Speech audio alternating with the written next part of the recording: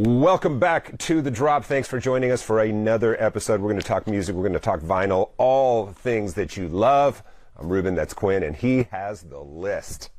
Got to have a list. Yes, and we're going to kick it off. We're going to talk about some great stuff. You know, beginning of the year is always soft with regards to new releases, but that's when, you know, you have an opportunity to really punch through and put out some good records. There's not as much stuff on the shelf.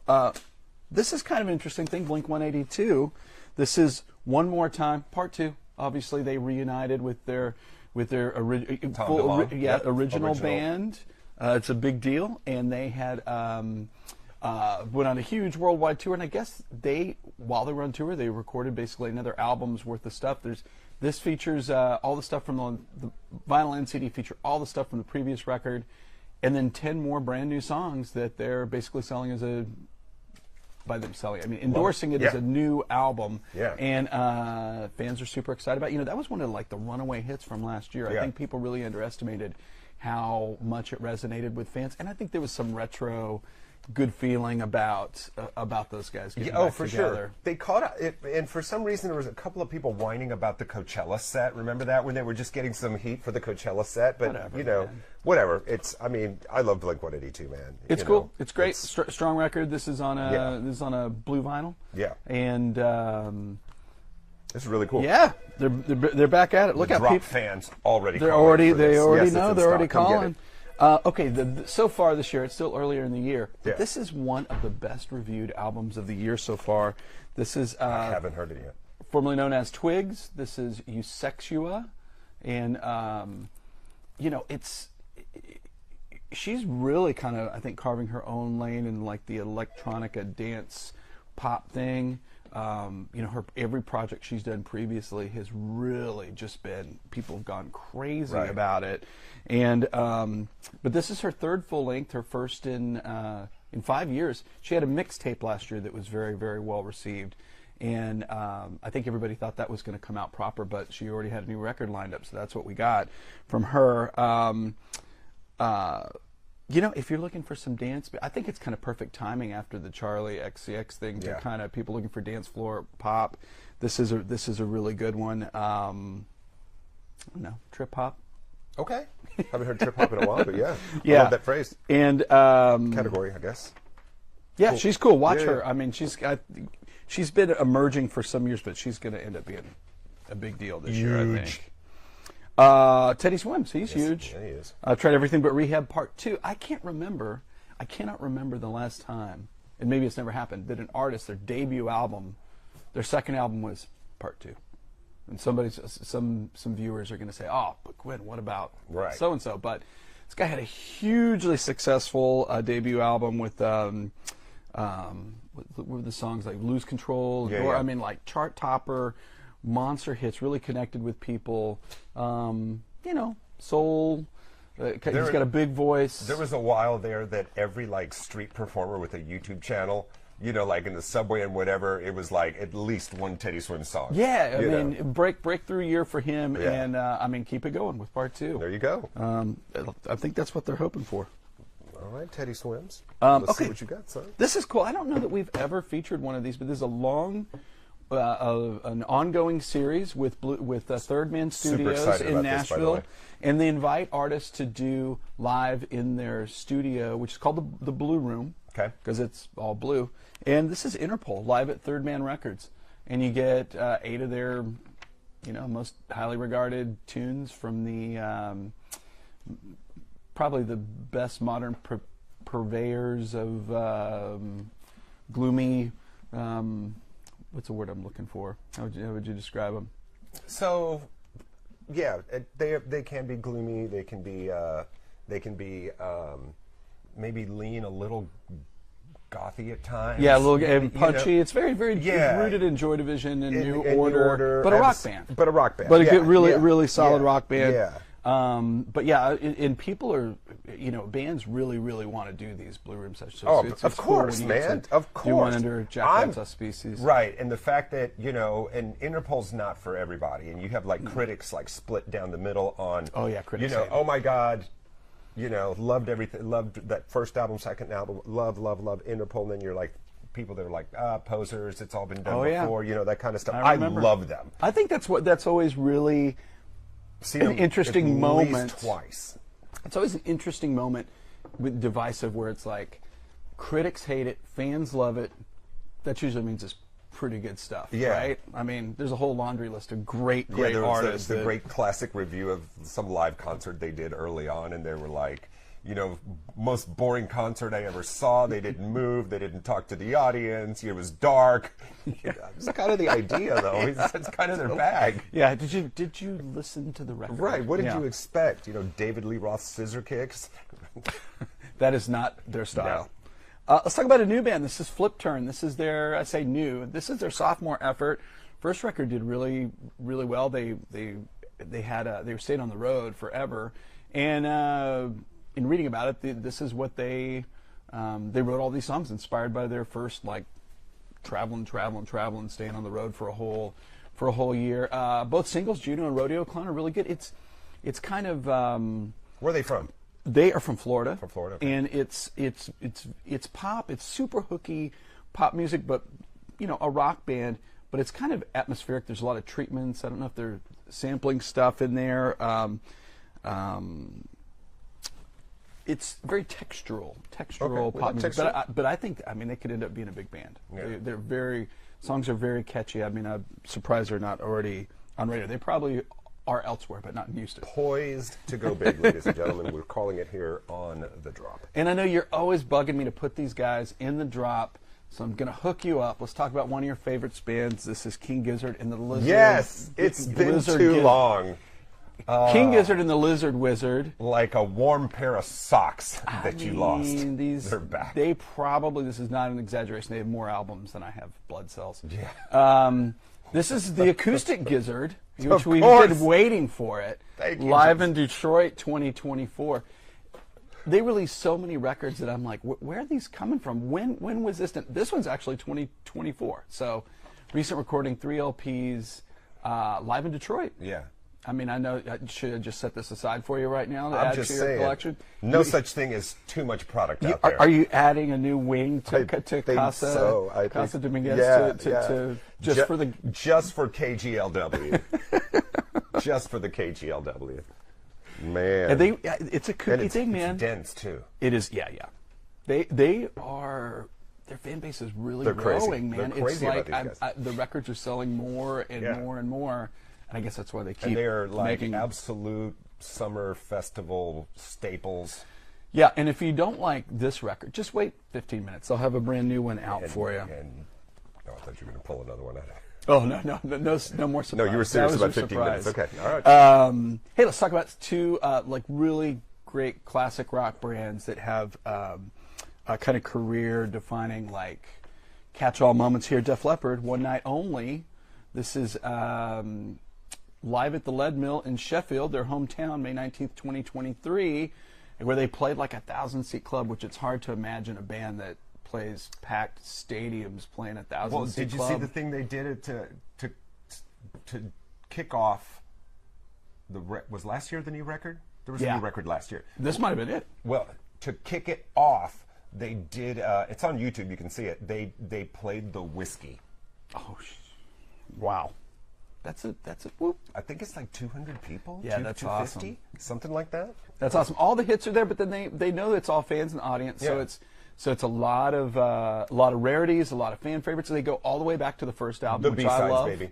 First two records, that's what it's about. They're amazing. All about Oh, for of me. course. And then they you get the Blu-ray. You can get a Blu-ray package or a DVD with it, so it's documented for posterity. But Come on, Leopard fans. yeah, for sure. And then Vivian Campbell just got they put something out there about he's been living with cancer for the better part of a decade, and he had to leave the tour, but he's got a great. I remember that. He's saying he's got a good diagnosis Yeah. going forward, and we'll rejoin the band shortly. So there you go.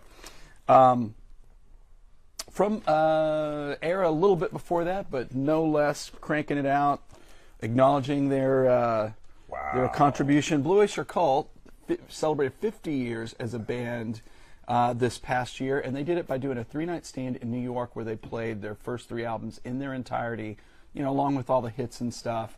I think he still had 3 principal members touring with the band, and I mean they just don't stop. These guys don't stop. And so it's Blue Oyster Cult on Blu-ray. On Blu-ray. I wonder if they dropped the E for the. Who knows? Yeah, they great band. That's crazy. Their first 4 albums are before they become like kind of hit makers. Right. Are genuinely weird records. Really kind of out there. I know that before they had major. Before they were hearing the Reaper. Before they were hearing the Reaper. Before the Reaper. Those 4 records were really super weird and great, and I love those guys. So it's cool. It's cool they're around 50 years. Let's talk about some reissues, very popular part of the program. Let's go. Now, this is one that was a 2023 Record Store Day, and now it's back by popular demand. We sold out immediately at Record Store Day. This is Live Under a Blood Red Sky, limited edition color vinyl. It doesn't say, but I think it is blood red vinyl. Right.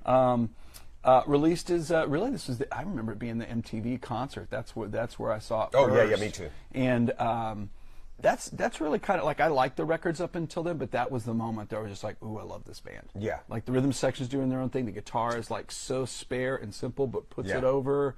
And them with like they're playing in the rain. It's like just very cinematic. It was perfect. And I basically learned how to play guitar to this thing. Yes, and I was in a crappy punk band at the time, and we immediately started covering Party Girl. Oh, sweet, sweet. So fans will be happy that one is back. They're really good at doing stuff for releasing records for fans. Keeping stuff coming. Hey, I think this is exciting. This is Reissues from Houston band, the Galactic Cowboys. And there's basically 2 eras of this band. There's the records that were released for Geffen, and that's kind of one era of the band. And then they really kind of have a rebirth. They change lead guitar players, and one of our store's great friend Wally Farkas becomes a guitar player, co-writer, helped engineer and produce the records. I remember Wally. He is a super talented guy. And it starts with Machine Fish, and then you get The Horse That Bud Bought, and you move through what is this? Oh, At the End of the Day. At the End of the Day. All great records, and these are super limited edition runs on vinyl, like in the hundreds of copies. But they've got a lot of fans here, and what I like about this second era of the band is it's much more rooted in kind of 70s hard rock and less of the kind of grungy hard rock. Like I used to run into their bass player all the time when they were like still Galactic Cowboys. Marty, I think was the Alan's a drummer. Was there a Marty? It was Marty. Yeah, I think that's right. Curly, kicky hair. Yeah, he just the live music fiend. If they were in town, he was out at a show. Yeah, he was a super sweet guy. So cool band, great records that are I think some that are underappreciated. So check those out. You can stream them and this is really cool. It became more of a song-oriented thing, I think, with this era of the band, and production was more my speed, so I loved it. And it's January. Yes, it is. Almost gone. Yes, I can't believe it. And every year, Rhino Records, they do the Start Your Ear Off Right promotion, and they reissue some records. This year, they really pulled in stuff that has not been on vinyl that needed to be. We talked about Dream Theater last week. Well, I guess in keeping their proggy roots, there's 3 more records coming, but we are showing you 2 here. The late period Atlantic Records Rush titles. This is I've got Counterparts, and you've got Test for Echo. Great records, very very different records. Vapor Trail is probably the one that people really flip out on, but all those records are really worthy, cool records, and they have original pressings of these records are in the hundreds and hundreds of dollars. So it's great that they're back and fans can pick them up, and they probably sound. We'll talk about that in a minute, but they probably sound better than if you did buy an original copy. And these are really important records for the fans, and it's kind of been weird that they have not been available in so long. Who likes Rush? I do not know. Or behind the camera, the man himself. Rodney Pearson. Is that right? All right. He's a Rush fan. Does it start with the drums, Rodney? Oh, it starts with the drums. He is a Neil there you Peart go. fan. All right. Shout out. All right, this is a big one for me. This is something I never thought that I would see on vinyl. One of my favorite People, I did a thing for St. Arnold Brewery where they're like, would you pick out when they did the banger IPA? They're like, pick out your banger. You know, pick out your like Saturday night. Like, right. What the is? Songs that are There is a complete Stax Volt, the '60s soul label. There's a 9 CD box set of all their singles. Wow. It is like the best stuff ever released, and they're starting to do. Start Your Year Off Right. They're all 6 LP sets, and they're going to work through the entire 9 volumes and put them all out there. And I'm delighted because the thing about soul music in the '60s, it was really about singles. It wasn't about LPs. Yeah. It was all about jukeboxes. It was all about getting hits on the radio. Very often, Motown was kind of the same story where they would, you'd have a couple of hits, and then and you would hurry to record content to fill out an LP. Just to cash in on that, and then you might make 3 albums a year. I mean, you've got Booker T and the MGs, Rufus Thomas, William Bell, Otis, the Marquis, yeah, Carla Thomas. Wow, that's crazy. Yeah, and the whole run of this is it's all good. The whole run of it is less than 10 years, and it's just. I mean, one of the greatest catalogs of American music ever made, really the gold standard for soul music. So I'm really excited for these to be back on vinyl. This is First awesome. 2 volumes come out on Friday, and then it's going to continue. Keep coming. Yeah, they're going to keep coming. Is the 9 CDs in a box? Is that like a box? The 9 CDs is like a 12 by 12 box set. Yeah. It was one of the best-selling box sets bet. ever. But I think they always try to figure out how to release them on LP because it's just so voluminous, but that is the way they're doing it. 3 LP sets, cool. one volume per. Cool. We talked about this new release recently, Mary J. Blige, finally on vinyl because people have been asking where this is Gratitude, and wanted to mention this because she's at the Toyota Center on the 18th of February, so get your tickets. That might be a good Valentine's Day date. I've never seen her live, but I would love to. Oh yeah, man, she's got tons of hits. A killer show. We did a lunch with her one time at Saks Fifth Avenue, the restaurant in Saks Fifth Avenue. It was so fun, and all the radio programmers from back then and the other stores were there, and she was awesome. That's awesome. Really cool. Houston's a good town for her too. Yeah, for sure. She has a massive fan base. My other finally on vinyl pick. This one blew me away. I'm not going to lie to you. I was telling you about it this morning. Oh, yeah. This is Natalia Lafourcade. This is De Todas las Flores. Yes. How did I do with that? Yes, of all the flowers. Awesome. Yeah. Oh, that's such a great title. Well, this is she is an emerging superstar in Spanish music, and this is her first new album of new material, and it's all originals. Yeah. But it's very classic sounding, like what you would have heard in like 50s, like artists like. It reminds me of some of the Cuban artists that my mom used to have records from the 50s. Isn't that cool? Very classic sounding. Yeah. Her voice is very classic. The band, it sounds like new mastered old recordings. Yeah, and the guitar, it's beautiful. Her voice is incredible. Put this on your list, people. And get this.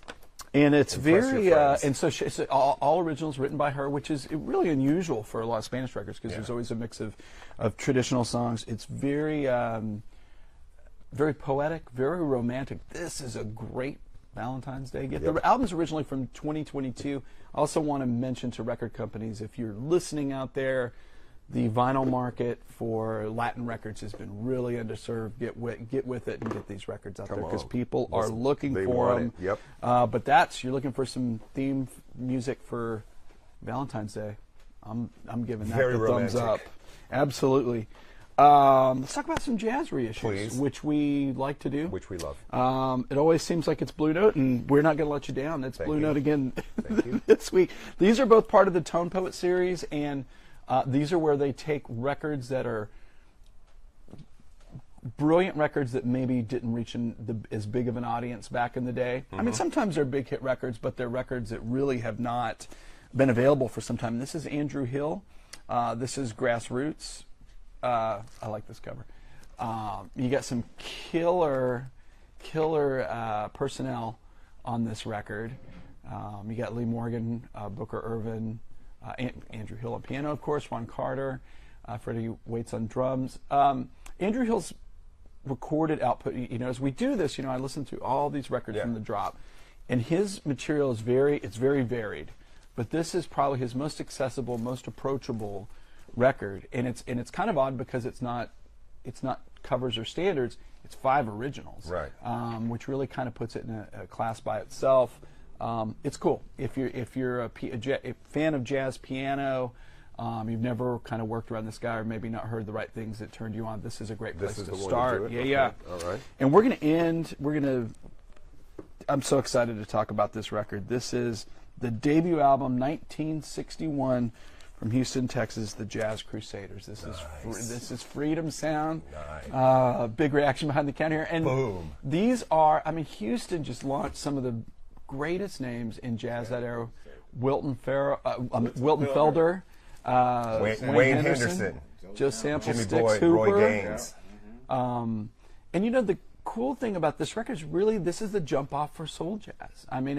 It's rooted in what came before. There's some hard bop elements there. They're definitely like treading in that, but it's so soulful and so cool. And this was originally released on the Pacific Jazz Records label, which has been pulled under the Blue Note umbrella. But let's show this cover. How cool! This cover is awesome.